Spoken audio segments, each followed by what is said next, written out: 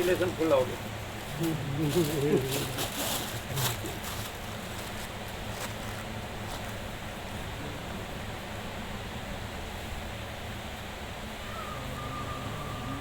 इसमें ठंडा पानी है ये गर्म नॉर्मल सामान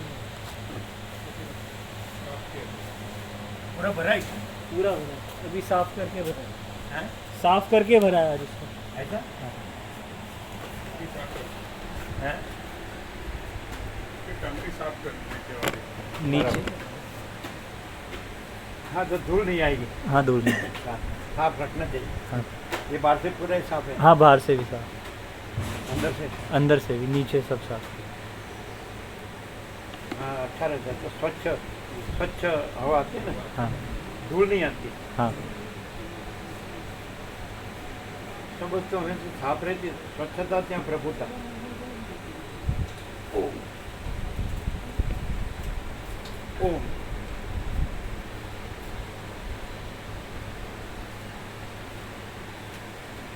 નવા આવ્યા એને તેનું આપજો. મને વ્યાપક વાતચીત રૂપી એક બાજુ. આપે.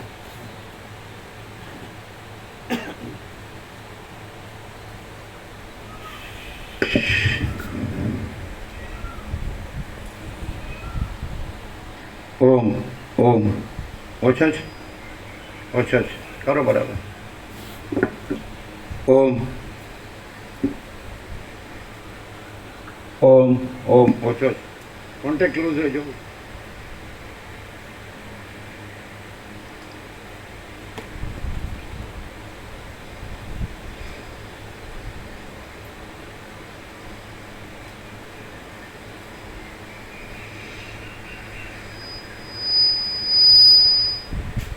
ઓમ ઓમ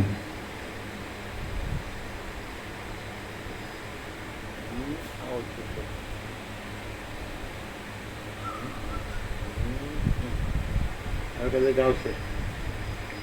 ઓમ ઓમ આવ્યો ને? આ ઓછું હતું. માસ્ટર ઓછું હતું. આવી કોન્ટેક્ટ તો બરાબર.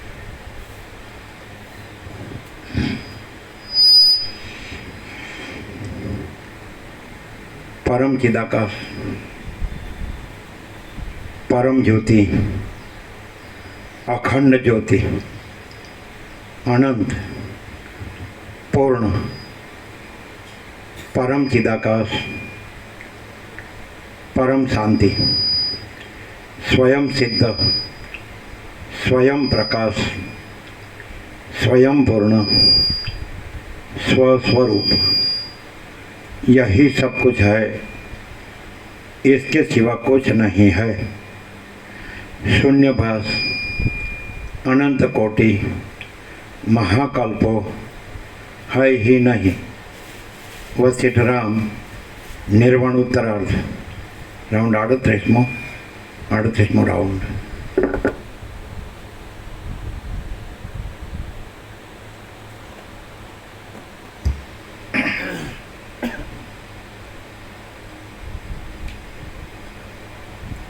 आद्य परब्रह्म सद्गुरुदेव की जय. ओम श्री परमात्मने नमः. सद्ग्रंथों में शिरोमणि श्री योग वासिष्ठ महारामायण छठू प्रकरण निर्वाण उत्तरार्ध प्रकरण पेज नंबर 1618 1618 सर्ग 162 अविद्यानो निषेध. आ 122 सर्गમાં સર્વદ્વૈતનું બ્રહ્મમાત્રપણું વર્ણવી હિતના ઉપદેશ વડે અવિદ્યાનો નિષેધ કરવામાં આવશે. सर्ग नंबर 162 વશિષ્ઠ બોલ્યા, રૂપાદિ બાહ્ય વિષયો અને સંકલ્પાદિ આંતર વિષયો અંદર રહેલા ચિદાકાશરૂપ આત્માના ઉપભોગ માટે છે. તેથી આ જગત યથાસ્થિતપણે રહ્યા છતાં છેવટે તો કેવળ ચિદાકાશ રૂપે જ અવશેષ રહે છે. સ્વપ્નનો જે સાક્ષી રૂપે અનુભવ કરનાર ચિદાત્મા છે, જે સ્વપ્ન નગર રૂપ થઈ રહેલો છે, તેથી ચિદાત્મા વિના બીજું કશું તે વખતે હોતું નથી. તે પ્રમાણે આ જાગ્રતમાં દેખાતું જગત પણ આકાશની પેઠે નિર્વિકાર એવા શાંત બ્રહ્મરૂપ છે. એ વાતને નેહ નાનાસ્તિ કિંચન એ શ્રુતિ પુષ્ટિ આપે છે. ચિદાકાશનો વિવર્ત કિંવા આભાસ એક ચિદાકાશરૂપ છે, છતાં તેમાં જે નાના પ્રકારનો ભ્રાંતિની પ્રતીતિ થાય છે તે નિહ સ્વરૂપ છે અને પોતાનું સાક્ષી ચૈતન્ય પોતાના સ્વરૂપને જ અનેક પ્રકારે દેખાડે છે. જેમ સ્વપ્નનગર અને ગંધર્વનગરના પદાર્થો એક આભાસરૂપ છે, તેમ આ સર્વ એક આભાસરૂપ છે અને આત્માનો જ તે વિવર્ત છે. પ્રલયકાળની પેઠે હમણાં પણ આ જગત સ્વપ્નનગર અને ગંધર્વનગરની પેઠે આભાસ રૂપે પ્રતીતિમાં આવે છે અને અસત્ય છે, છતાં તે જાણે સત્ય હોય તેવું થઈ રહ્યું છે. આ સૃષ્ટિ ભાવના અનુસાર સત્ય અને અસત્ય એ બંને રૂપે પ્રતીતિમાં આવે છે. તે જેવી વિવેકી વિદ્વાનોની દ્રષ્ટિમાં જણાય છે તેવી મૂર્ખોને ભાસતી નથી, અને જેવી તે મૂર્ખોને ભાસે છે તેવી વિવેકીઓને જણાતી નથી. વિવેકી અને મૂર્ખ એ બંને એકબીજાની બુદ્ધિની અંદર જે અનુભવ રહેલો હોય છે તે સમજવાને કે તેમને કહેવાને કે પરસ્પર કહેવાને સમર્થ થઈ શકતા નથી. વિવેકી અને મૂર્ખ એ બંનેની પોતપોતાની બુદ્ધિની અંદર જેવી જેવી સૃષ્ટિ રહી હોય છે તેવી તેવી જ સ્ફુરે છે. જેમ મદોન્મત્ત અને મદથી રહિત એવા પુરુષનો બુદ્ધિસ્થ પ્રપંચ ભિન્ન ભિન્ન હોય છે, તેમ વિવેકીની અને મૂર્ખની બુદ્ધિમાં રહેલો પ્રપંચ પણ પરસ્પર ભિન્ન ભિન્ન હોય છે. વિવેકીની બુદ્ધિ સદા સ્થિરતામાં જાગ્રત હોય છે, તેથી તે સ્થિર આત્મતત્વને જ દેખે છે, અને વિવેકીની બુદ્ધિ સદા સ્થિરતામાં જાગ્રત હોય છે, તેથી તે સ્થિર બ્રહ્મ આત્મતત્વને જ દેખે છે. અને અવિવેકી પુરુષની બુદ્ધિ સદા અસ્થિરપણામાં જાગ્રત રહે છે, તેથી તે અસ્થિર બાહ્ય પ્રપંચને જ દેખે છે. જેમ નદીના જળની અંદર તરંગો દ્રવ રૂપે સ્થિતિ કરી રહ્યા હોય છે, તેમ ચિદ્રૂપ પરમ તત્વની અંદર સૃષ્ટિરૂપી તરંગો ચેતનપણાને લીધે સ્થિતિ કરી રહ્યા છે. ચેતનનું રૂપ કશારૂપ નથી, અને તે જાણે કાંઈક આ જગત આદિના આકારે થઈ રહેલું હોય તેવું ભાસે છે. તે પોતે અદ્રશ્ય છે, છતાં સ્વપ્નનગરની અંદર દેખાતા પદાર્થોની પેઠે તે જાણે દ્રશ્યરૂપ થઈ રહેલું હોય તેમ જણાય છે. દર્પણમાં ઘટપટ આદિ પદાર્થોના પ્રતિબિંબની પેઠે કેમ છે માણી? સારું છે, સારું છે ને?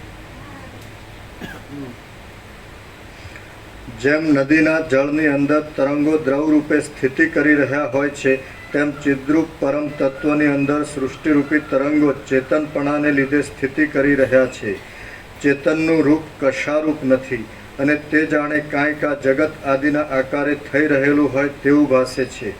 તે પોતે અદ્રશ્ય છે, છતાં સ્વપ્નનગરની અંદર દેખાતા પદાર્થોની પેઠે તે જાણે દ્રશ્યરૂપ થઈ રહેલું હોય તેમ જણાય છે. દર્પણમાં ઘટપટ આદિ પદાર્થોના પ્રતિબિંબની પેઠે માયાની અંદર ચિદ્રૂપ પરમ તત્વનું જે પ્રતિબિંબ પડે છે તે જગત શબ્દ વડે કહેવામાં આવે છે, અને નિરાકાર હોવા છતાં જાણે સાકાર હોય તેમ જણાય છે.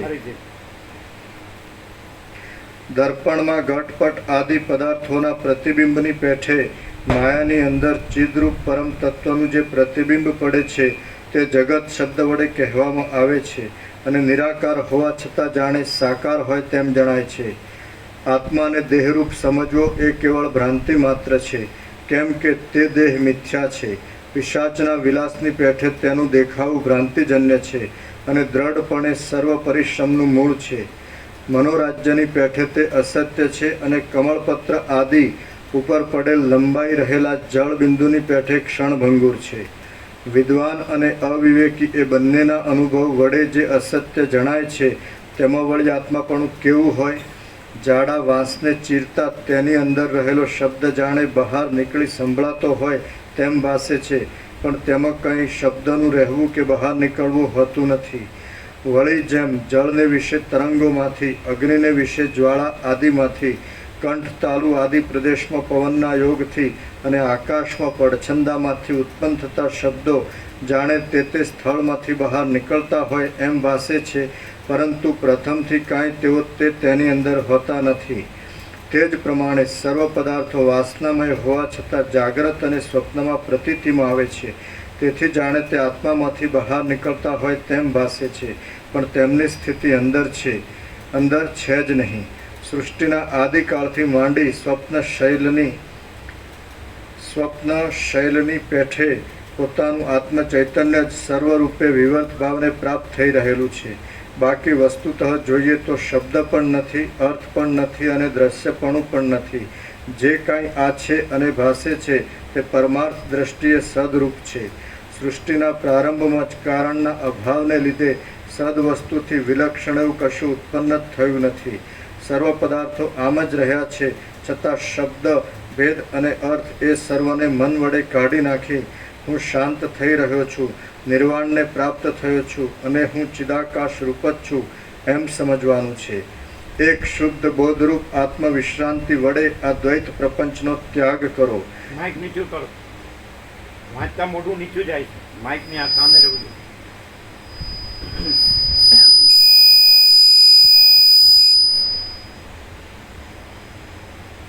જીવની અંદર પ્રસિદ્ધ રૂપે દેખાતો માનસિક વિક્ષેપ મિથ્યા રૂપે પોતાની મેળે જ ઉદય પામેલો છે. આત્મા જ આત્માનો બંધુ અને શત્રુ છે. જો આત્મા વડે આત્માની રક્ષા ન કરી તો બીજો કોઈ તેનો ઉપાય નથી.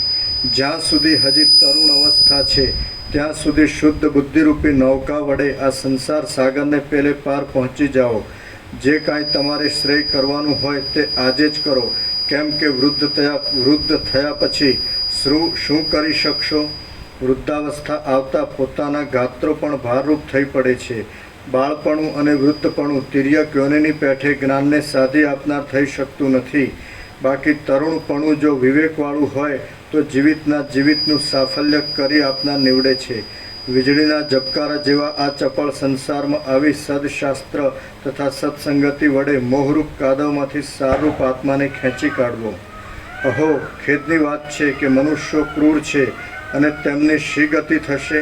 તેઓ મોહરૂપી કાદવમાં ખૂંચી ગયેલા આત્માને તેમાંથી બહાર કાઢવામાં પણ પોતાના પુરુષાર્થને પ્રકટ કરતા નથી. માટી વડે બનાવેલ વેતાલોની સભા ગામડિયા પુરુષને સાચી જણાયાથી ભય, જ્વર આદિ દુઃખ આપનાર છે, પરંતુ તેના યથાર્થ વસ્તુ સ્વરૂપ ઓળખવામાં આવે તો તે માટીની જણાયાથી ભય, જ્વર આદિ દુઃખ આપનાર થતી નથી.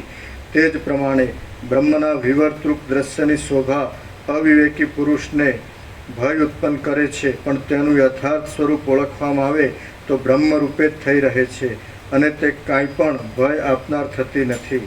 ખરું તત્વજ્ઞાન થાય ત્યારે આ દ્રશ્ય શમી નહીં ગયા છતાં શમી જાય છે, યથાસ્થિતપણે રહ્યા છતાં લયને પામી જાય છે અને દેખાતા છતાં પણ દેખાતું નથી. પોતાના સ્વપ્નના સમયમાં સ્વપ્ન સૃષ્ટિનો પ્રસિદ્ધપણે અનુભવ થાય છે તો પણ જાગી ગયા બાદ તેનું અસત્યપણું જણાય છે. તે જ પ્રમાણે સત્ય અધિષ્ઠાન ચૈતન્યમાં આરોપિત રૂપે પ્રતીતિમાં આવતી આ જાગૃત સૃષ્ટિ અનુભવમાં આવે છે, છતાં પણ તેના યથાર્થ તત્વનું જ્ઞાન થતાં ચિદાકાશની અંદર શૂન્ય રૂપે અવશેષ રહે છે. જન્મથી જ જ્વરની જેમ જળેલા જીવિતરૂપી જંગલને વિશે વાત મૃગના આહાર ક્રમથી શિથિલ થઈ રહેલી અને મદમસ્ત મન તથા પ્રાણના બાહ્ય સંચારથી ભરપૂર રહેલી આ ઇન્દ્રિયોને જીતી લઈ તમે જ્ઞાન બળથી આ અવિદ્યાને જીતી લો અને મુક્ત થઈ પાછા પુનર્જન્મને તજી દો.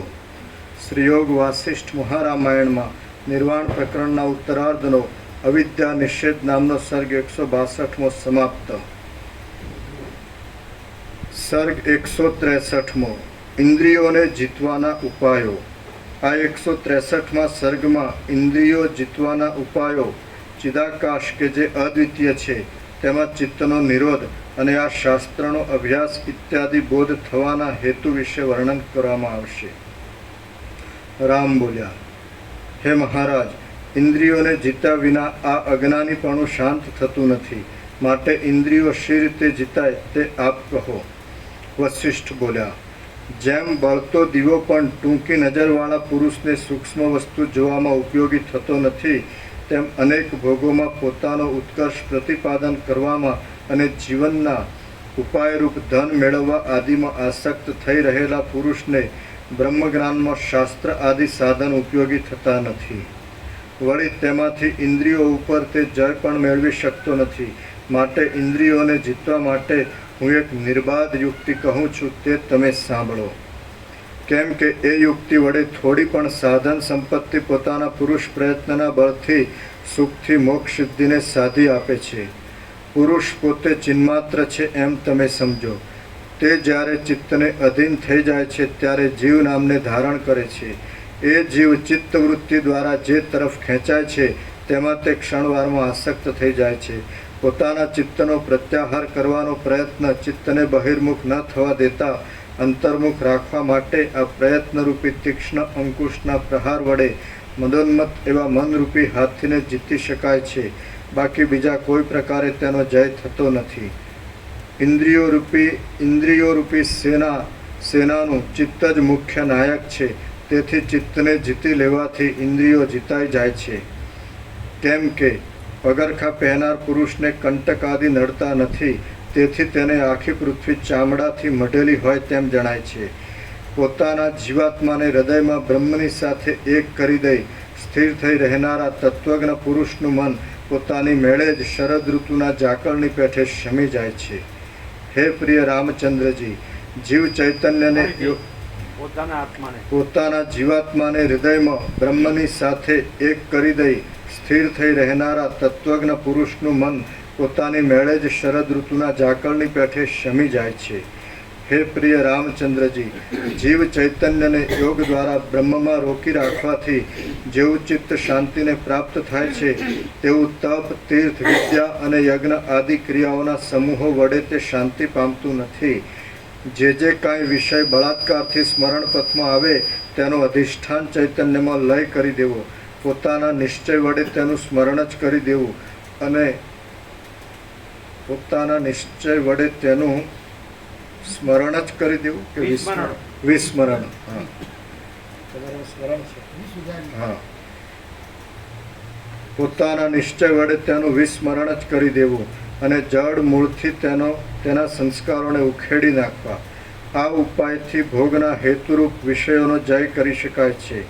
પોતાના પુરુષ પ્રયત્ન વડે જો ચિત્તને વિષયરૂપી આમિષમાંથી જરા પણ નિરંતર રોકી રાખવામાં આવે તો તત્વવેત્તાઓના અનુભવથી સિદ્ધ સ્વરાજ્યપદ પરમપદ મળે છે. સ્વધર્મના વ્યવહાર વડે જે કાંઈ પ્રાપ્ત થાય તે જ મને રૂચે છે, બીજું રૂચતું નથી. આવા નિશ્ચય ઉપર તમે વજ્રના જેવા દ્રઢ થઈ રહો. નિષિદ્ધ પદાર્થોમાં ઈચ્છાને તજીને જે પુરુષ શમનું અને સંતોષનું સંપાદન કરી રહ્યો હોય છે તે જીતેન્દ્રિય છે.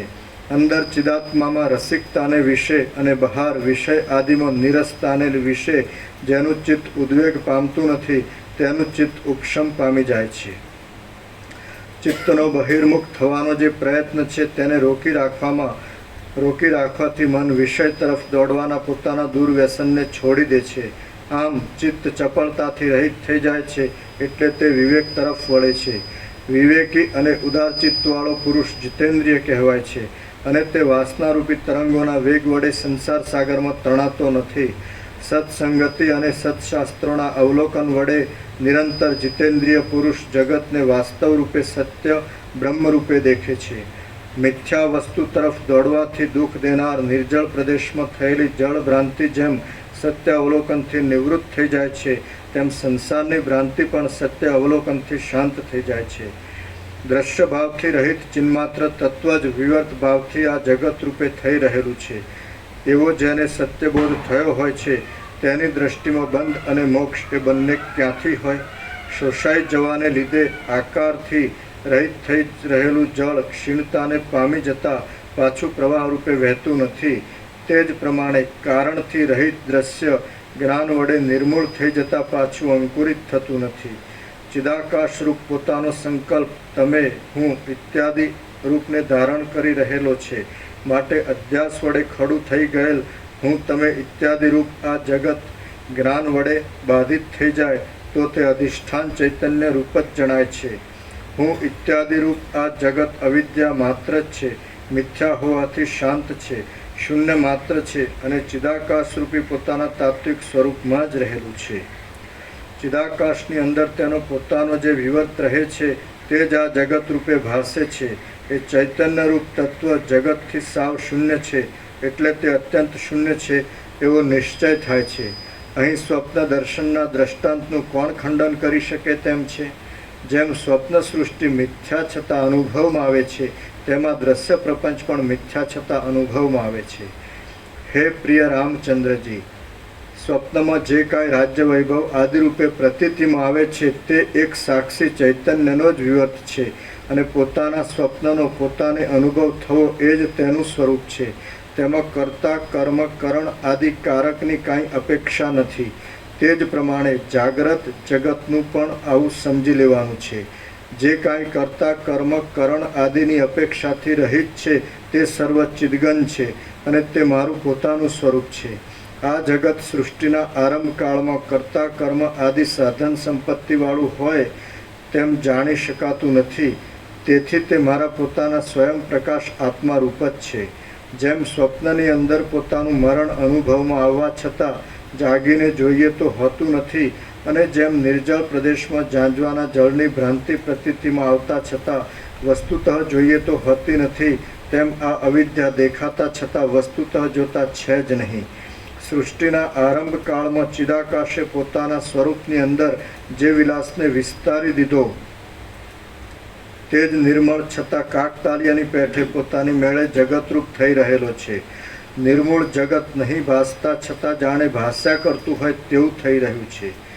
જે ચિદાકાશના પ્રકાશથી આ સર્વ અપરોક્ષ રીતે ભાસે છે તે જ ખરું તત્વ છે એમ વેદવાદીઓનું સમજવું છે. શૂન્યતા જેમ આકાશરૂપ છે અને ચક્રીઓનો વ્યાપાર જેમ જળરૂપ છે, તેમ જીવ આદિનો જે કાંઈ વિલાસ અહીં અધિષ્ઠાન ચૈતન્યની અંદર ભાસે છે તે સર્વ પરબ્રહ્મ રૂપ જ છે. હા આવી ગયા. હા માંડવ ચોકની રેગ્યુલર. જેમ કોઈ અવયવીનું સ્વરૂપ અવયવ વડે યુક્ત હોય છે તેવું જીવ આદિ અવયવોવાળું આ બ્રહ્મનું સ્વરૂપ છે. વસ્તુતઃ તો બ્રહ્મ પોતે નિરવયવ છે. જગતનું સ્વરૂપ વિચારતા તો તે કેવળ આભાસ માત્ર છે. તે શાંત અવિનાશી ચિન્માત્ર રૂપ છે અને તે પોતાના સ્વચ્છ સ્વરૂપમાં રહેલું છે. તો તેના સ્વચ્છ સ્વભાવની અંદર શો વિચાર કરવાનો છે? પરમ પદરૂપ બ્રહ્મની અંદર આદિની અંતની કે મધ્યની કોઈ પણ કલ્પના નથી. આ અવિદ્યા પણ એક તેનું રૂપ જ છે, બાકી બીજી જુદી અવિદ્યા કશી વસ્તુ નથી. જીવ જાગ્રતમાંથી સ્વપ્નમાં આવે છે અને સ્વપ્નમાંથી જાગ્રતમાં જાય છે. તે પ્રબુદ્ધ હો કિંવા અપ્રબુદ્ધ હો, પરંતુ સદા એક રૂપે સાક્ષી રૂપે જ રહેલો છે. સ્વપ્નની અને જાગ્રતની અંદર સુષુપ્તિ તથા તુર્ય એ બંને સદાકાળ રહેલા છે અને વિવેક બુદ્ધિવાળો પુરુષ જાગ્રત અને સ્વપ્ન એ બંનેને એક તુર્ય રૂપ જ સમજે છે. પ્રબોધવાળા પુરુષની દ્રષ્ટિમાં જાગ્રત સ્વપ્ન અને સુષુપ્તિ એ સર્વ તુર્ય રૂપ જ છે. તેની દ્રષ્ટિમાં અવિદ્યા છે જ નહીં. તે દ્વૈત પ્રપંચમાં રહ્યા છતાં અદ્વૈત દ્રષ્ટિમાં જ રહે છે.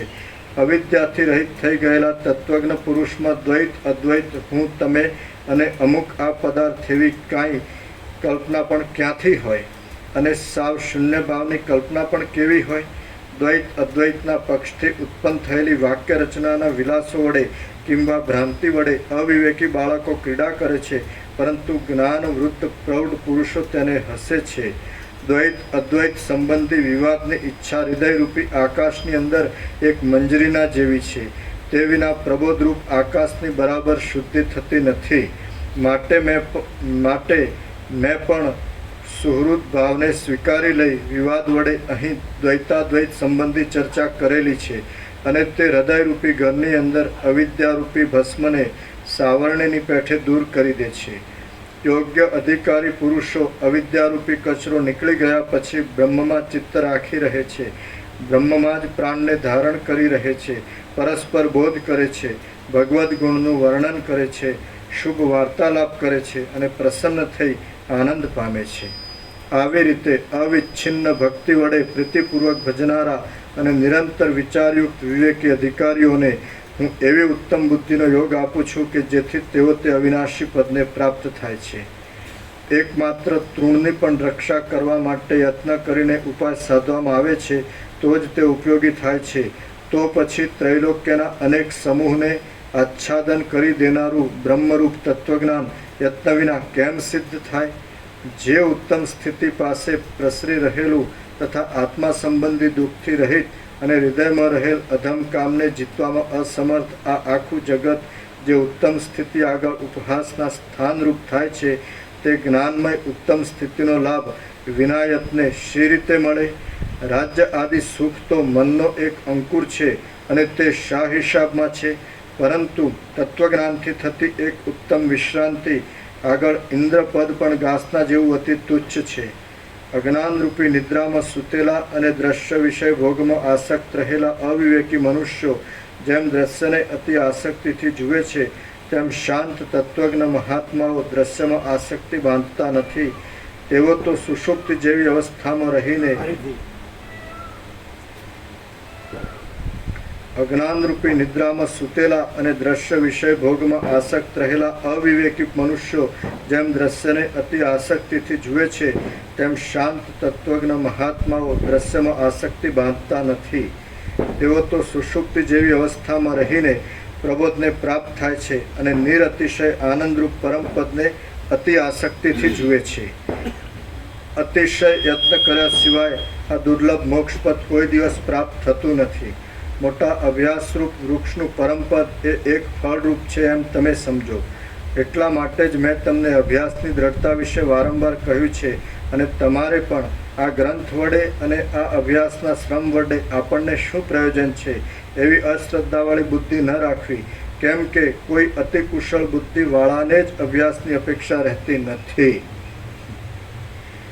બાકી અવિવેકી બુદ્ધિવાળા પુરુષના હૃદયમાં તો દુર્બોધ આત્મતત્વ આટલું બધું વિસ્તારપૂર્વક કહેતા પણ સમજી શકાતું નથી. આ શાસ્ત્રનું વારંવાર આવર્તન કરવામાં આવે, ઘણા લાંબા સમય સુધી તેનો આસ્વાદ લેવામાં આવે અથવા તેનું શ્રવણ કરવામાં આવે કે તેની કથા કરવામાં આવે તો અજ્ઞાની પણ તત્વજ્ઞ બની જાય છે. જે માણસ આ શાસ્ત્રનું એકવાર અવલોકન કરીને આપણે એ જોઈ દીધું છે એમ કહી છોડી દે છે, તે અધમ પુરુષને બીજા સામાન્ય શાસ્ત્રોમાંથી ભસ્મનો પણ લાભ થતો નથી. આ આખ્યાન ઉત્તમ વેદની પેઠે સદા તેનું અધ્યયન કરવું, વ્યાખ્યાન કરવું અને તેની પૂજા કરવી, કેમ કે તે પુરુષાર્થરૂપી ફળ આપનાર છે. જે ફળ આ શાસ્ત્રથી પ્રાપ્ત થાય છે તે જ ફળ વેદથી પણ પ્રાપ્ત થાય છે. આ શાસ્ત્રનું જ્ઞાન મળવાથી કર્મ અને જ્ઞાન એ બંને પવિત્રતાને પ્રાપ્ત થઈ જાય છે. વળી આ શાસ્ત્ર જાણ્યાથી વેદાંતનો તર્કપૂર્વક સિદ્ધ થતો સિદ્ધાંત જણાઈ જાય છે. તેમજ આ આખ્યાન શાસ્ત્ર દ્રષ્ટિમાં પણ ઉત્તમ ગણાયેલું છે. આ તમને હું દયાર્દ્રપણાથી કહું છું, માયા વડે કહેતો નથી. તમે પણ આ શાસ્ત્ર વિચારવાથી આ દ્રશ્ય સમૂહને માયારૂપ મિથ્યા સમજશો. માટે આનો વિચાર કરો. આ ઉત્તમ શાસ્ત્ર વિચારતા જે બોધોનો લાભ થાય છે, તેથી જેમ લવણના યોગ્ય યોગથી અથાણા રુચિકર થાય છે, તેમ બીજા શાસ્ત્રો રુચિકર થાય છે. આ આખ્યાન અનાર્ય છે એમ સમજી તેનો અનાદર કરશો માં. ભોગોમાં જ બુદ્ધિને આસક્ત રાખી તમે આત્મહત્યા કરનારા અને વારંવાર જન્મ લેનારા થશો નહીં. વળી કુત્સિત અજ્ઞાની પુરુષો જ પોતાની નજીક રહેલા જાહ્નવીના જળને છોડીને આ આપણા બાપાનો કૂવો છે એવા ખોટા અભિમાનથી તેનું ખારું જળ પીએ છે. તે પ્રમાણે તમે પણ જન્મ પરંપરામાં અજ્ઞાની રહેવા માટે નિરંતર વિરુદ્ધ વિચારવાળા ન થાઓ. સર્ગ 163મો સમાપ્ત. સર્ગ 164મો. જીવ જગત અને બ્રહ્મનું ઐક્ય.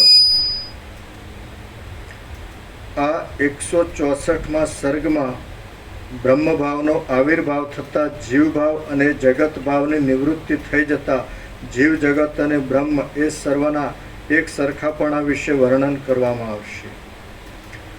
વસિષ્ઠ બોલ્યા, ચિદાત્મા રૂપી સૂર્યના કિરણના સમૂહની અંદર જગતો સ્ફુરી રહ્યા છે. તેમની અંદર પ્રસિદ્ધ રૂપે જણાતા જીવરૂપી પરમાણુઓ ચિદાત્મા રૂપી સૂર્યના જેવા જ છે.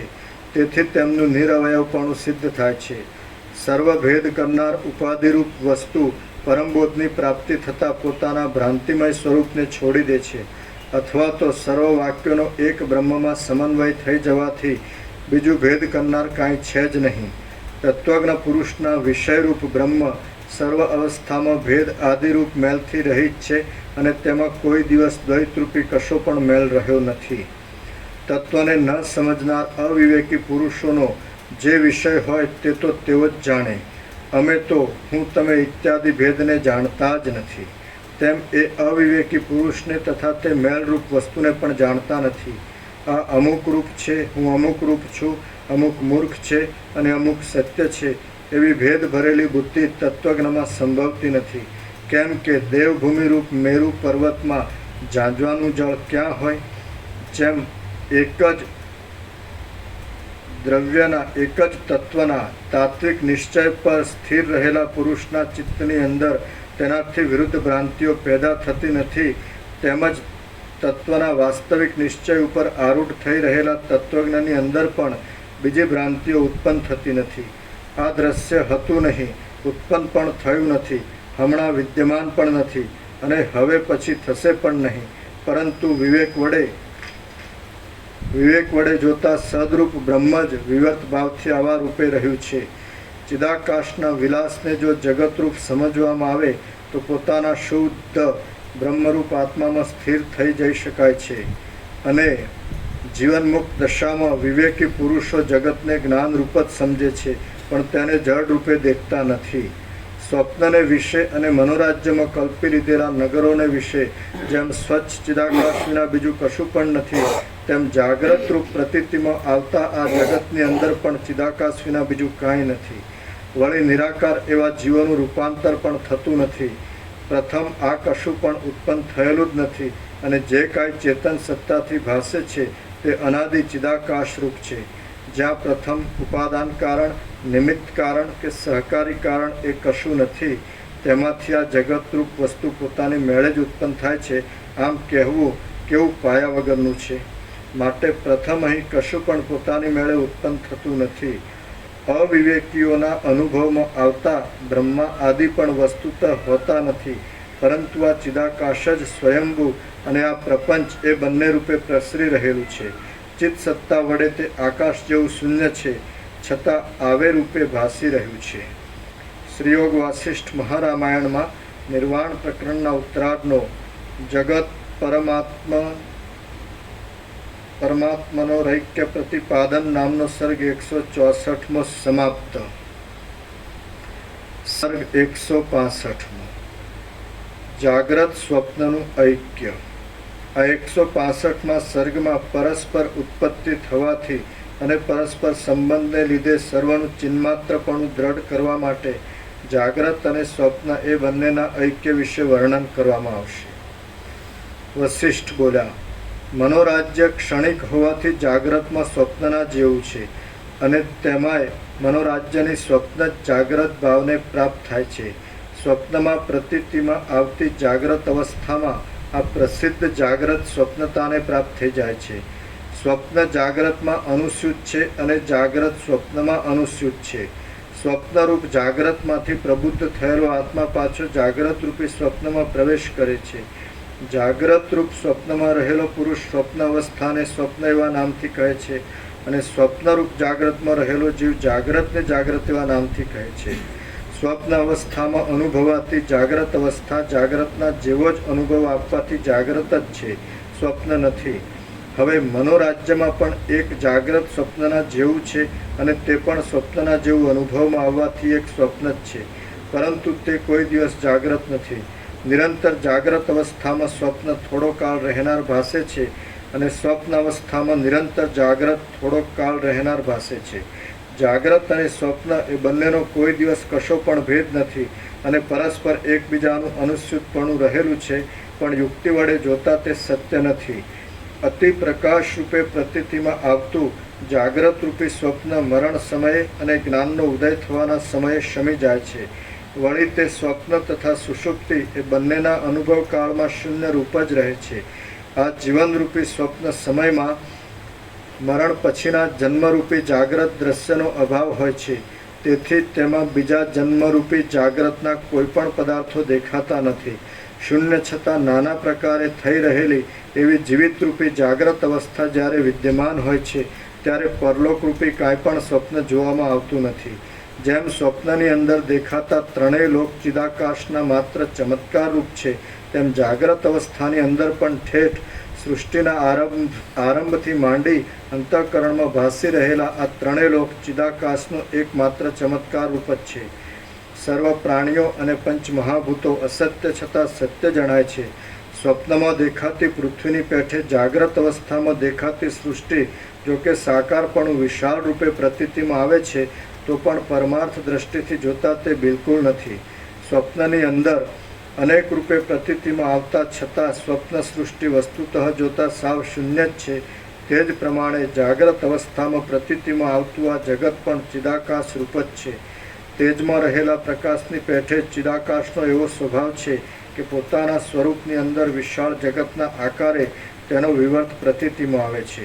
ચિદાકાશનો સ્વાભાવિક ચમત્કાર જ આકાશમાં, ભીતના પરમાણુમાં, જળમાં અને સ્થળમાં જગતના નામે પૂર્ણપણે પ્રકાશી રહે છે.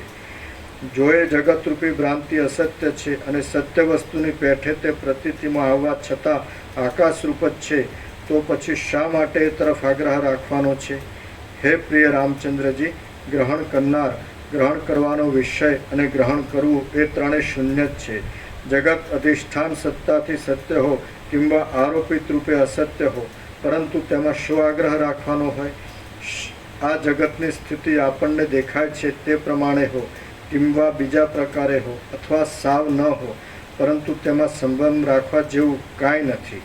હવે સર્વનું તાત્વિક સ્વરૂપ તમારા સમજવામાં આવી ગયું છે, તો તુચ્છ ફળમાં ફળરૂપતાનો શો આગ્રહ રાખવો? હવે વિકલ્પો પણ ઘણા છે, તેથી વિરામ પામવાનું છે. શ્રી યોગ વાસિષ્ઠ મહારામાયણમાં નિર્વાણ પ્રકરણના ઉત્તરાર્ધનો જાગ્રત સ્વપ્ન કથા ઉપદેશ નામનો સર્ગ 165મો સમાપ્ત. સર્ગ 166મો ખ્યાતિઓ વિશે વર્ણન. આ 166મા સર્ગમાં આત્મખ્યાતિ વિશે તથા બીજી ખ્યાતિઓ વિશે અને બ્રહ્મરૂપ નીલશિલાના આખ્યાન વિશે પ્રશ્નોત્તરપૂર્વક વર્ણન કરાશે.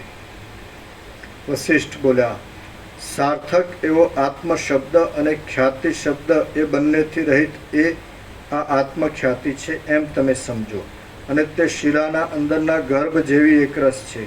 સૃષ્ટિના આદિકાળથી આરંભી ચિદાકાશ જ આવા રૂપે પ્રસરી રહેલું છે. એ ચિદાકાશ પોતાના આત્માની અંદર પોતાના વિવર્તને પ્રસારી દે છે અને તેને તે પોતે જ સૃષ્ટિરૂપ સમજી લે છે. અહીં નદીઓ વહેતી નથી અને ડૂબવું તરવું પણ થતું નથી. નિષ્ક્રિય એવું ચિદાકાશ જ પોતાના આકાશ જેવા નિર્વિકાર સ્વરૂપમાં આવા પ્રકારે પ્રતીતિમાં આવે છે. ખ્યાતિ શબ્દથી અને ખ્યાતિ શબ્દના અર્થથી રહિત સ્વયં પ્રકાશ આત્માને પોતાનો આત્મા સૃષ્ટિરૂપ જણાયાથી વિદ્વાનો આત્મખ્યાતિ શબ્દરૂપ સમજે છે. આ આત્મા જ આ સર્વ જગતરૂપ છે અને તેને વિશે કશી પણ ખ્યાતિ રહી નથી. વળી કોઈ ખ્યાતિએ તેને કોઈ પણ દેશકાળમાં પ્રખ્યાત કરેલો નથી, તેથી હજી તેમાં અખ્યાત પદ જ ઘટી શકે છે. પરંતુ ભાવરૂપ અર્થને બતાવનાર તીન પ્રત્યયાંત અખ્યાતિ પદ તેમાં ઘટતું નથી. પરબ્રહ્મની અંદર ખ્યાતિ અને અખ્યાતિ તે બંને પ્રકારની વાણીની યુક્તિ ખરી નથી. ખબર ખ્યાતિ એટલે ખબર?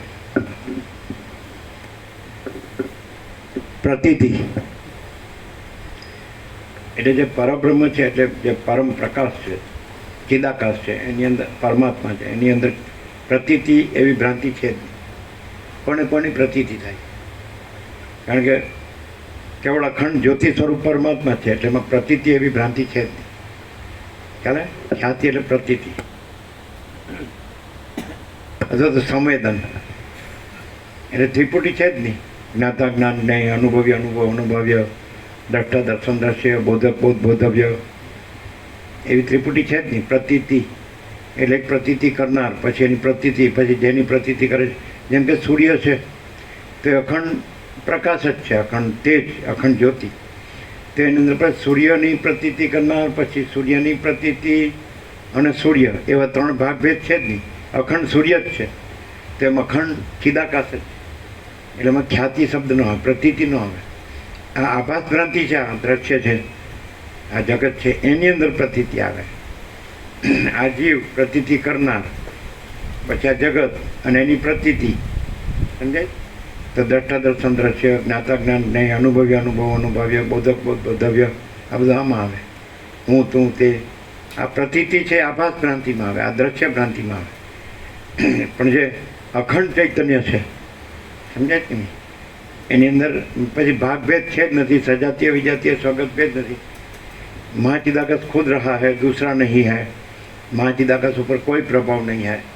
સ્વયં महाचिदाकाश આખું એકલું પ્રકાશે છે, આખો અનંત એક જ મહાચૈતન્ય પ્રકાશ છે. તો પછી એમાં બીજી ભ્રાંતિ જ નથી, છે જ નહીં. એક પ્રતીતિ કરનાર એટલે આ જીવ છે એ આભાસ છે. જેમ સ્વપ્ન પુરુષ છે આભાસ છે, એની સ્વપ્ન સૃષ્ટિ છે એ આભાસ છે, પછી એનું સ્વપ્ન દ્રષ્ટા દર્શન દ્રશ્ય એ આભાસ છે, એ કાંઈ નથી. અને જે આખું કેવળ અખંડ જ્યોતિ સ્વરૂપ પરમાત્મા જ છે, કેવળ પરબ્રહ્મ અખંડ સચ્ચિદાનંદ જ છે, અમાપ સચ્ચિદાનંદ ઘન પરમાકાશ જ છે. તે અંદર બીજું કાંઈ છે જ નહીં, બીજું કાંઈ થતું જ નથી. એટલે અજરામર અખંડ અવિનાશી, એટલે ખ્યાતિ આવે જ નહીં. ખ્યાતિ એટલે પ્રતીતિ. એટલે કે કોઈ સ્વપ્ન પુરુષ એમ કે હું જાગ્રતની પ્રતીતિ કરું, થાય જ નહીં. એટલે જાગ્રતે પોતે જાગ્રત થવું જોઈએ, બસ આટલું જ. આ આત્મજ્ઞાન અથવા બ્રહ્મ વિદ્યા અથવા તત્વબોધનો અર્થ એટલો જ છે કે પોતે જ પરમ ચિદાકાશ પરમ જ્યોતિ અખંડ જ્યોતિ છે, પોતે જ મહાચિદાકાશ સ્વયં પ્રકાશ સંપૂર્ણ પ્રકાશ છે, પોતે જ પૂર્ણ બ્રહ્મ અનંત તેજગણ અનંત ચિદગણ છે, પોતે જ પરમાકાશ કેવલ અનંત શુદ્ધ તેજગણ છે, પોતે જ પરમાકાશ અખિલાત્મા પૂર્ણ બ્રહ્મ પરમાત્મા છે. તો પોતે પોતામાં સ્વપ્નરૂપ થયો છે, આ જગત સ્વપ્નરૂપ. હું આ સ્વપ્ન પુરુષ છું, અમારી સ્વપ્ન સૃષ્ટિ છે, અમારું સ્વપ્ન દ્રષ્ટા દર્શન દ્રશ્ય છે. તો આ ભ્રાંતિને ટાળીને પોતે જ પરમાકાશ અખિલ આત્મા પૂર્ણ બ્રહ્મ પરમાત્મા છે, પોતે જ પરમ ચિદાકાશ પરમ જ્યોતિ અખંડ જ્યોતિ, એમ પોતે જ જાગ્રત છે. અને જાગ્રત એ પોતામાં જાગ્રત થવું એ આત્મજ્ઞાન છે, સમજે? અને આ શ્રવણ છે એમને આને રહીને કરી જાય તો પછી એવો ને એવો જ રહે, તો કાંઈ ફેર ન પડે. 5 શ્રવણથી પોતે જાણવું પડે કે પોતે જ પરમ ચિદાકાશ પરમ જ્યોતિ અખંડ જ્યોતિ છે, અને પોતાને આ સ્વપ્નનો ભ્રમ થયો કે હું આ જીવ છું ને જગત છે, આ સ્વપ્ન પુરુષ. તો આ હું નથી, આ સ્વપ્ન છે, આ ભ્રમ છે, આ નથી. અને હું પોતે જ પરમ ચિદાકાશ પરમ જ્યોતિ અખંડ જ્યોતિ છે. જાગ્રત એ પોતે જ જાગ્રત થવું, એનું નામ આત્મજ્ઞાન. તો આ ખાલી વાંચે જેવું યાદ રાખવું બોલવું એ આત્મજ્ઞાન નથી. તો પાછું એનું એ જ રહ્યું, સ્વપ્ન જ રહ્યું. પણ આ સ્વપ્ન કાંઈ નથી, આ હું કાંઈ નથી, આ જગત કાંઈ નથી. જન્મ પહેલાં નહોતું, મરી ગયા પછી નથી, અત્યારે નથી. અને પછી અમે પોતે જ પરમ ચિદાકાશ પરમ જ્યોતિ અખંડ જ્યોતિ છીએ. એમ જાગ્રત પોતામાં જાગ્રત, આના સાપેક્ષ સ્વપ્ન સાપેક્ષ. સ્વપ્ન છે જ નહીં તો જાગ્રત થવા પણ નથી. જાગ્રત તો બધે છે જ, જાગ્રત અંગે જાગ્રત થવા પણ નથી. પણ આ સ્વપ્નનો ભ્રમ છે કે હું જન્મ્યો છું તો તરત જાગ્રત થઈ જવું જોઈએ. વચ્ચે કે છે રામને જન્મથી જ મનુષ્ય આત્મજ્ઞાન પ્રાપ્ત કરી લેવું જોઈએ. એનો અર્થ શું? કે આ યોગસ વાંચી લેવું જોઈએ એમ નહીં, યાદ રાખી લેવું જોઈએ એમ નહીં, બોલતા આવડવું જોઈએ એ નહીં. પણ આ બધું માચિદાકાશ છે.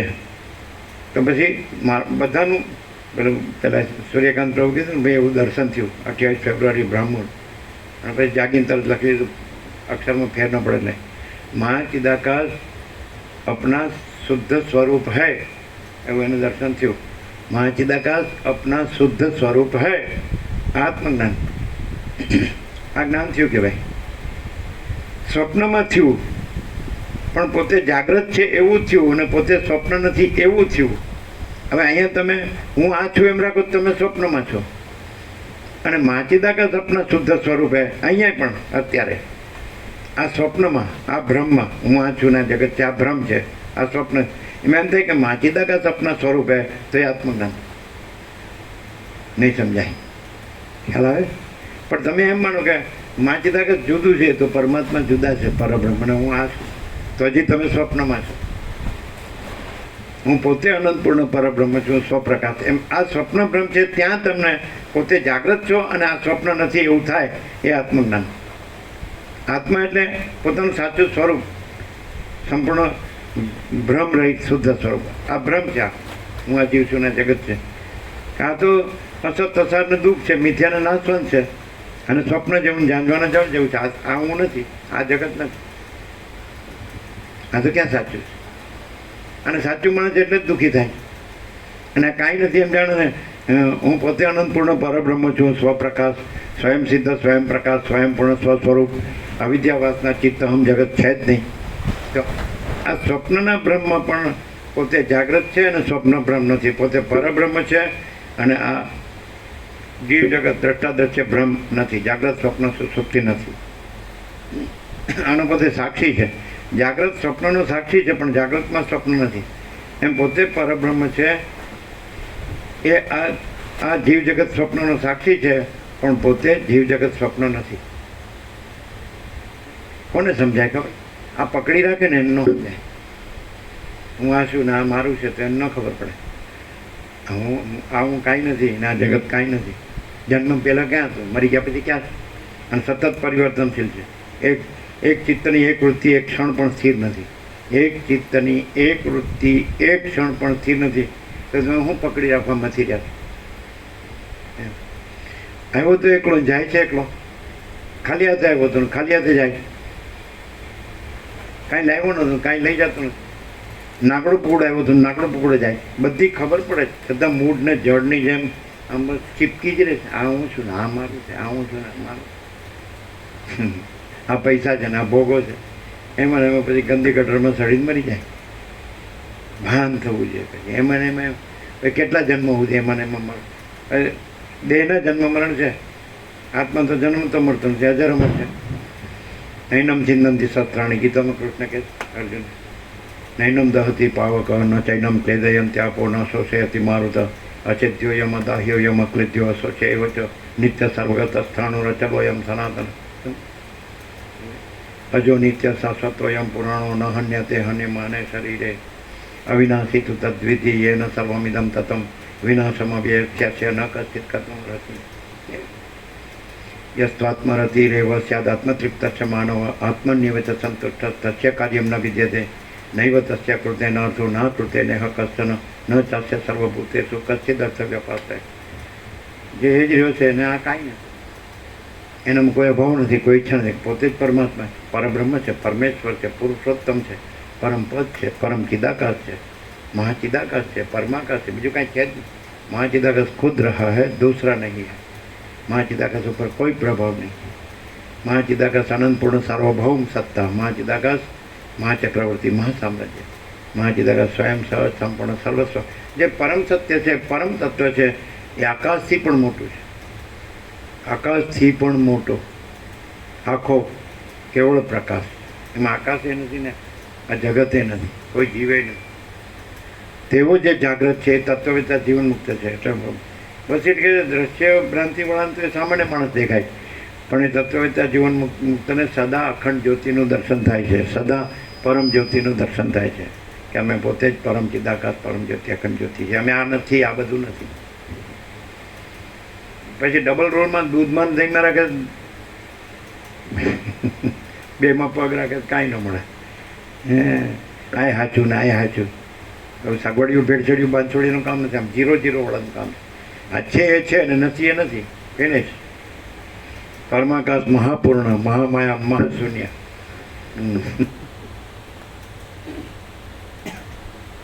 એમાં નરસિંહ મહેતા કાંઈ ભણ્યો નતો તો એણે કેવું કીધું, જાગીને જોઉં તો જગત દિશે નહીં, ઊંઘમાં અટપટા ભોગભાસ લ્યો. આ જુનાગઢનો નરસિંહ એ ક્યાં ભણ્યો હતો? એ તો પેલા જન્મ્યો ત્યારે બોબડો હતો, બોલતો જ નહીં. પછી ગામમાં સાધુ મહાત્મા આવ્યા એટલે એની દાદી લઈ ગયા કે આ બોબડો છે. તો એના કાનમાં કીધું બોલો બેટા કૃષ્ણ, એટલે બોલતો થઈ ગયો. અખિલ બ્રહ્માંડમાં એક હતું શ્રી હરિ, જુજવે રૂપે અનંત પાસ. પછી એનો પ્રકાશ થઈ ગયો કે આ તો બધું અનંત પ્રકાશ, અનંત આનંદ, અનંત શાંતિ, પરબ્રહ્મ, પરમાત્મા, પરમેશ્વર પોતે છે, બીજું કોઈ છે જ નહીં, બીજું કાંઈ છે જ નહીં, બીજું કાંઈ થતું નહીં. મહાસાગરમાં તરંગો દેખાય પણ તરંગો નથી, મહાસાગર જ છે. એમ આકાશમાં આ બધી સૃષ્ટિ દેખાય પણ આકાશ જ છે, સૃષ્ટિ નથી. સૂર્યપ્રકાશથી આ બધું દ્રશ્ય પાસે છે પણ સૂર્ય જ છે. એમાં આ દ્રશ્ય કાંઈ, સૂર્યમાં રાત્રિનો અંધકાર નથી, સૂર્ય જ પ્રકાશ જ. તે રીતે પરમાત્મામાં અજ્ઞાન અંધકાર નથી, પ્રકાશ જ. अनंत चैतन्य प्रकाश, अनंत चैतन्य शांति. शांति है, सब कुछ है. शांति नहीं, कुछ नहीं है. शांति में भ्रांति नहीं, भ्रांति में शांति नहीं. ચલો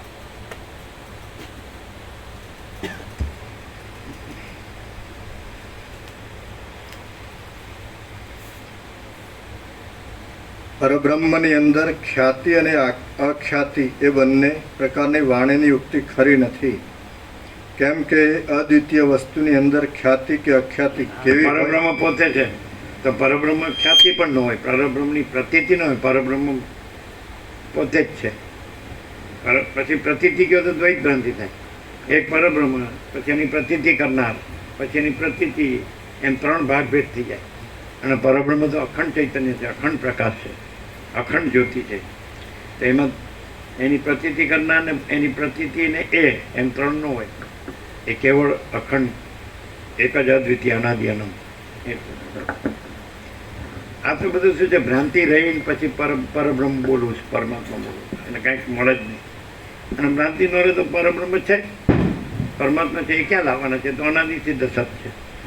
પરમાત્મા પ્રથમથી રહેલા છે, નવા આવતા નથી. અને ભ્રાંતિ થઈ જ નથી અને નવી આવતી નથી. જાગ્રત પહેલેથી જ રહેલું છે, સ્વપ્ન છે જ નહીં.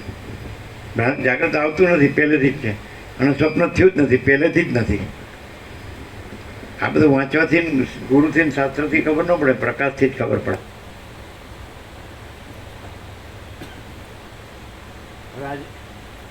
આજે 7 કરોડના 800 કરોડ છે, બધા પૈસાના ભોગો પાછળ જ છે. અને બધા જ પરમાત્મા બોલે છે. બોલવાથી વસ્તી કે જે બ્રહ્મણ પરમાત્મા શબ્દો કલ્પિત છે. જે અંદરની આત્માની સાચી શાંતિ છે એ સત્ય તત્વ છે. શાંતિ ન હોય તો પરબ્રહ્મ ને પરમાત્મા બોલવાનું કોઈ મિનિંગ નથી. અને આત્માની સાચી શાંતિ હોય તો પરબ્રહ્મ પરમાત્મા બોલવાની જરૂર નથી. શાંતિ હોય સબ કુછ હોય, શાંતિ નહીં કુછ નહીં હોય.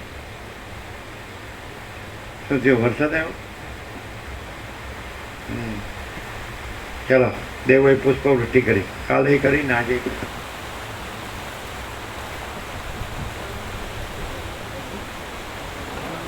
ત્યાં વાછટ આવતી પછી અંદર આવતા.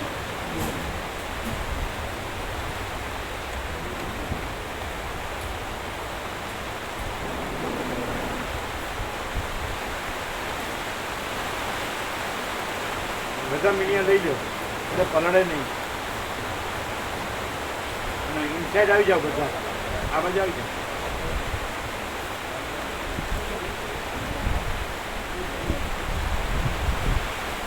ચાલો પડો, ઉભા રહ્યો, બધાને બેસવા દે.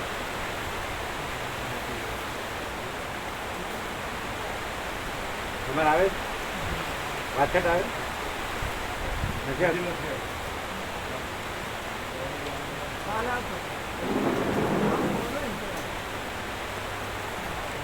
પેલો લીલું બી લઈ લેજો, લીલું वो લીલા ગ્રીન બી લઈ લો.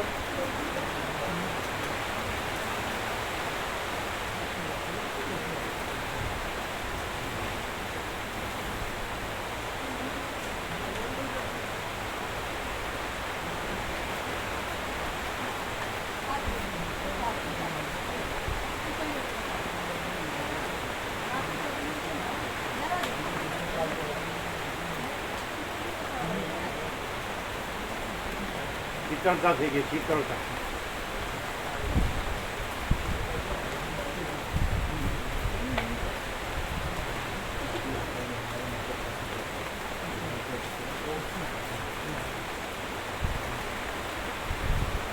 ચલો વાંચો.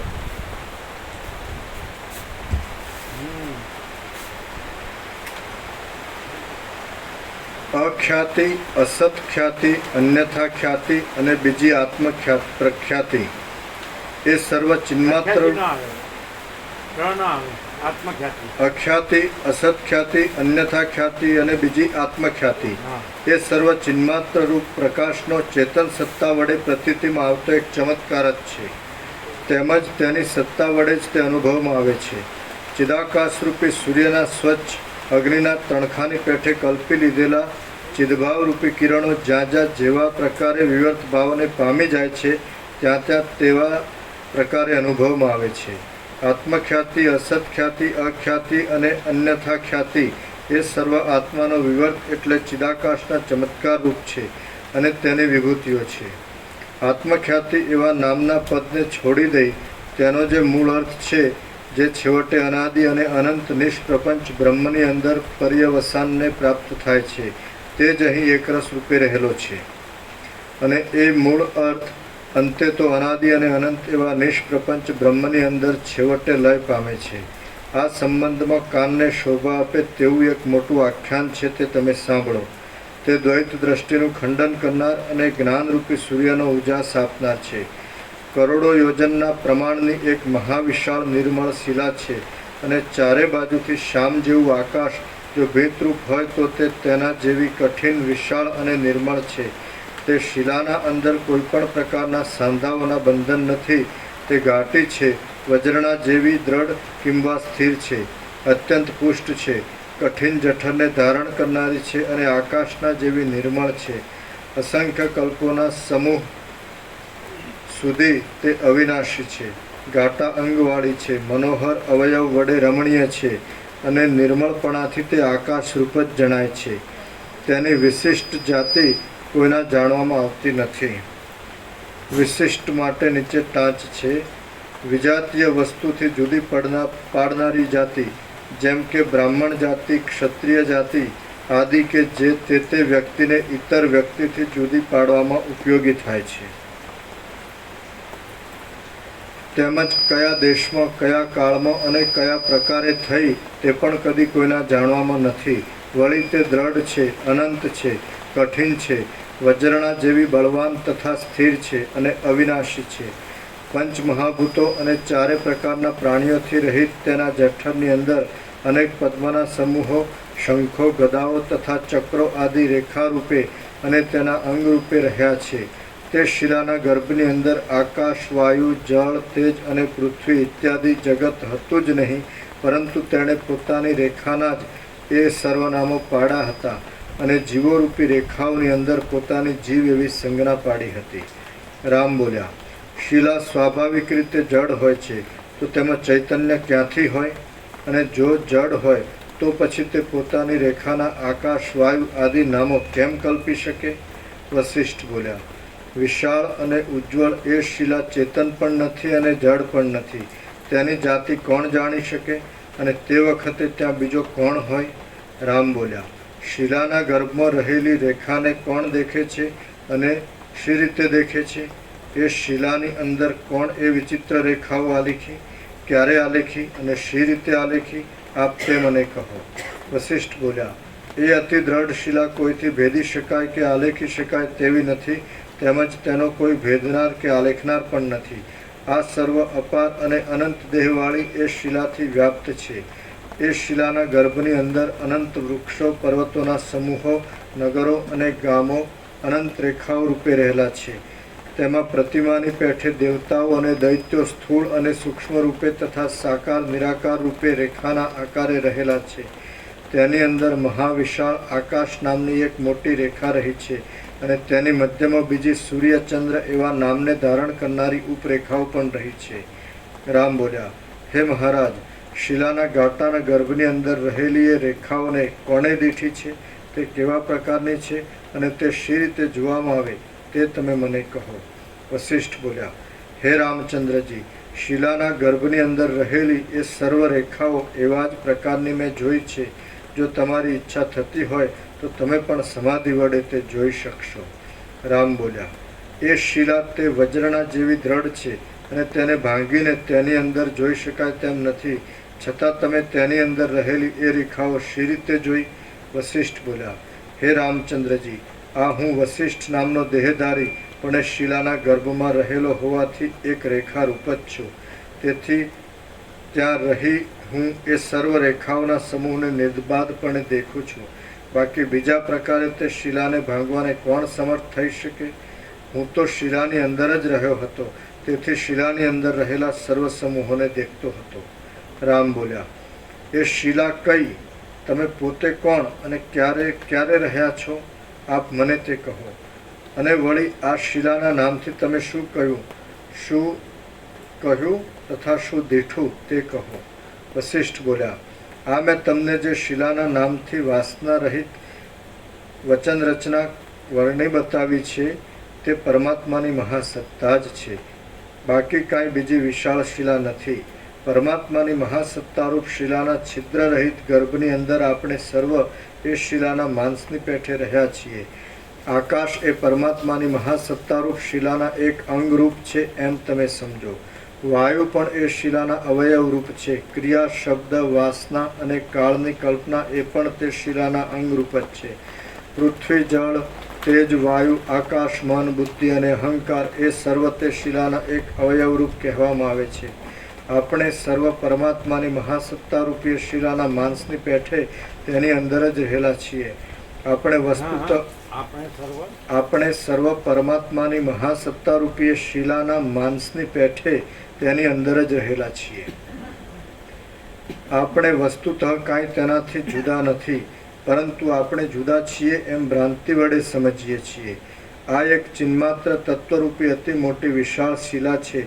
તે વિના જો બીજું કાંઈ હોય તો ક્યાં છે અને શું છે તે તમે જ કહો. જેમ જળ તરંગ રૂપે ભાસે છે અને જેમ સ્વપ્નની અંદર પોતાનો શુદ્ધ આત્મા જ ઘટ, પટ, ખાડા ઇત્યાદિ રૂપે દેખાય છે, તેમ જાગ્રતમાં પણ શુદ્ધ આત્મા જ ઘટ, પટ, ખાડા ઇત્યાદિ આકારે દેખાય છે.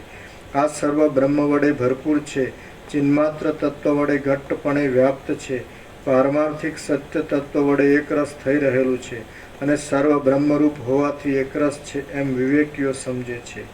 આ સર્વ પ્રપંચ છિદ્રથી રહિત છે, અનાદિ છે, અનંત છે અને મધ્ય ભાગથી પણ રહિત મહાચૈતન્યરૂપી શિલાના એક ગર્ભરૂપ છે.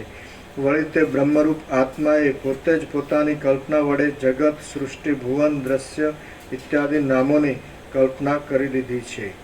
શ્રીયોગ વાસિષ્ઠ મહારામાયણમાં નિર્વાણ પ્રકરણના ઉત્તરાર્ધનો શિલા ઉપાખ્યાન નામનો સર્ગ 166મો સમાપ્ત. ઓમ ઓમ ઓમ. પ્રસાદ આપીએ.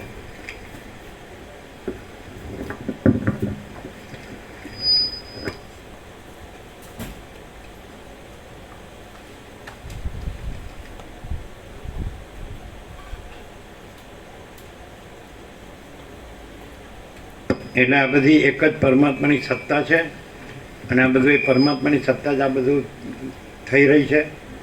એટલે જે પરમાત્માની સત્તા રૂપે રહે તો એને બધું પરમાત્માની સત્તા રૂપે અનુભવે. પણ ભ્રાંતિથી બધું જુદું જુદું માને તો એને ભ્રાંતિથી જુદું જુદું લાગે. પણ પરમાત્માની સત્તા રૂપે રહે તો એ બધું પરમાત્માની સત્તા જ છે, એક જ છે બધું. તો કોઈ ભેદ નથી. ભ્રાંતિથી ભેદ લાગે અને પરમાત્માની સત્તા રૂપે બધું એક જ પરમાત્માની સત્તા છે, કોઈ ભેદ નથી.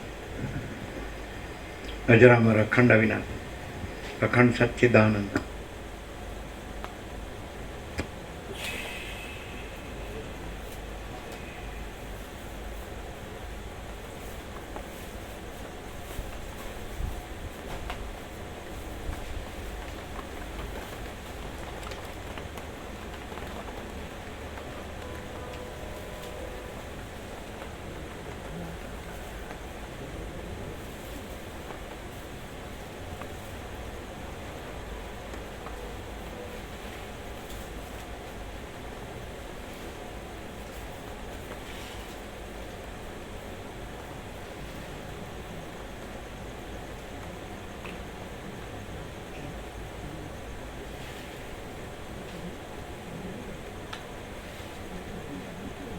અમને આપ્યું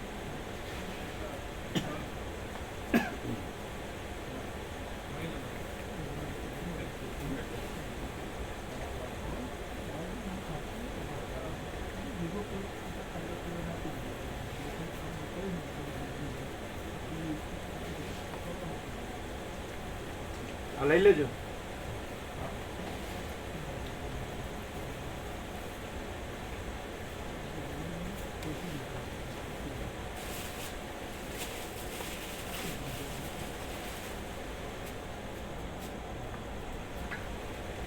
વાયર ઉપર મૂક્યો.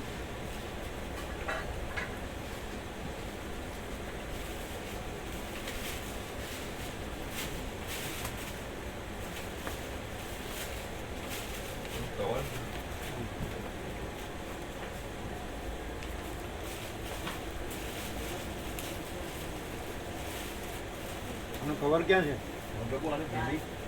ત્યાં હશે ચાદર નીચે સાઈડમાં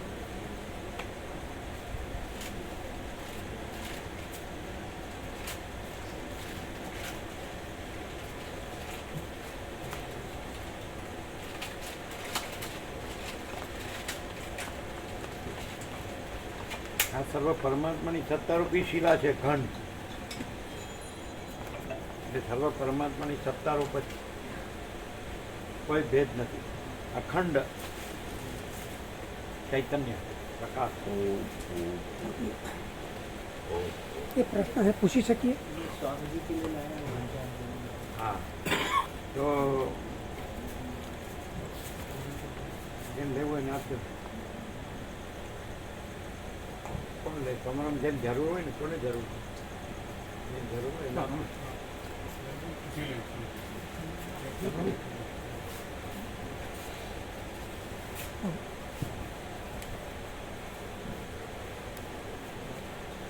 અમને આપો પ્રસાદ.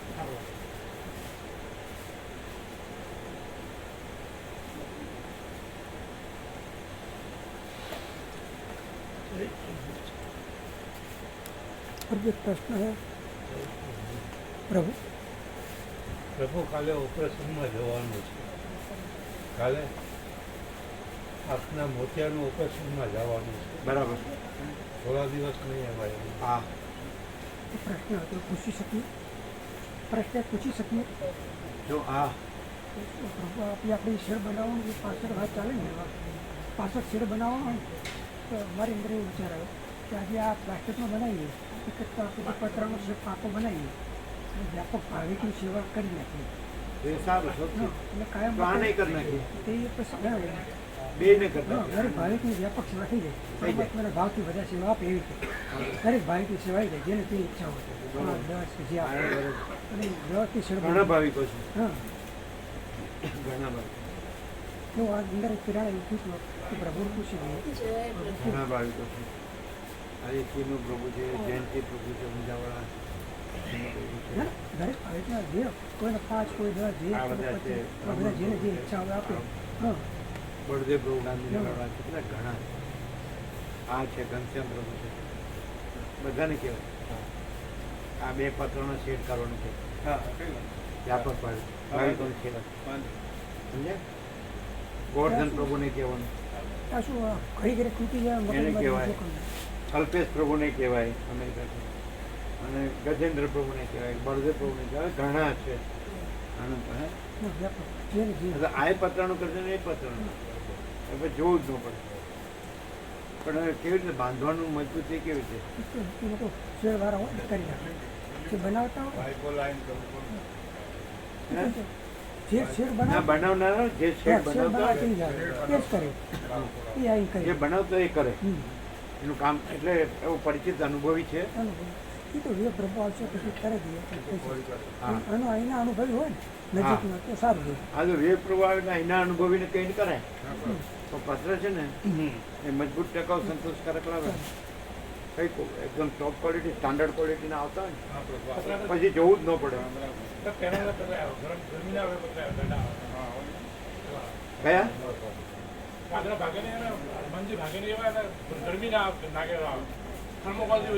અને હનુમાનજી ગમે એટલું કૂદે ને તો એને કાંઈ ન થાય એવા હોય. મજબૂત આવે હે? ગરમી ના આવે નીચે ગરમી ના આવે હા એવાય આવે. એટલે જોઈ લેજો તમે એના આનંદ પ્રભુ બધા અને કાકા પ્રભુ અને બીજા ભાવિકોને જોઈ લેજો. કોણ કોણ છે તમારે તો બધા છે ને? આનંદ પ્રભુ છે. આ કે છે એવી રીતે તમે જ્યારે ખબર છે હા બોલો. ગરમી ના હોય પણ તૂટે નહીં એવા. હનુમાનજી ગમે એટલા કૂદે ને તો એને કાંઈ ન થાય એવા હોય. એટલે પછી જવું જ ન પડે. સમજાય? આ એ લોકોએ આ ગ્રાઉન્ડ કરી દીધું, આ બધું ખોલી દીધું, એટલે આ જગ્યા થઈ ગઈ. આ બધી રીતે કરી દેવાનું આખું. સમજાય? એટલે સવાલ જ નહીં.